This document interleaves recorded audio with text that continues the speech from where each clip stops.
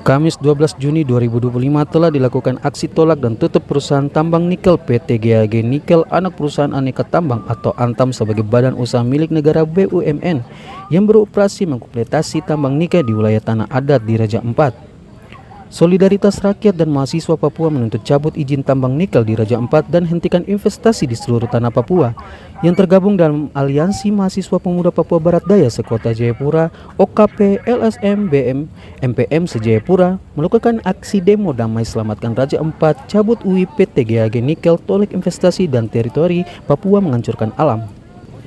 Aksi ini dilakukan di beberapa titik di kota Jayapura, yakni di Expo Waina, Perumnas 3 Waina, Kampus Uncen AB Pura, dan yang menjadi titik kumpul bersama di lingkaran AB Pura Jayapura, Papua, yang kemudian akan beralih ke kantor MRP dan DPRD Provinsi Papua.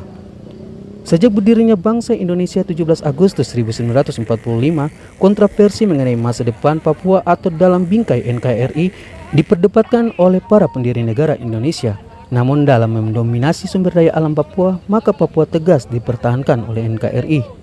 Solidaritas Rakyat dan Mahasiswa Papua menuntut cabut izin tambang nikel di Raja Ampat dan hentikan investasi di seluruh tanah Papua. Menyinggung tentang PT Freeport merupakan wujud nyata dari kerusakan oligarki Jakarta yang tidak mempedulikan nasib masyarakat setempat. Mereka merasa bahwa Indonesia tidak ingin membangun Papua kecuali merampok sumber daya alam dengan pendekatan militer. Ribuan bahkan ratusan masyarakat nyawa melayang setiap detik hanya karena kepentingan investasi asing. Solidaritas dan Rakyat anti investasi menuntut dan menyatakan sikap hentikan dan cabut izin pertambangan nikel yang masih beroperasi di Raja Ampat, hentikan merampas lahan milik masyarakat adat di Merauke, berkedok proyek strategi nasional atau PSN di Merauke, Papua Selatan. Cabut izin investasi kapitalisme di seluruh tanah Papua yang mendapat restu dari Bali Lahadia terutama Fakfak, Papua Barat dan Merauke. Mengancam dan tolak wacana tambang emas di Blok Wabu di Kabupaten Intan Jaya, Papua Tengah.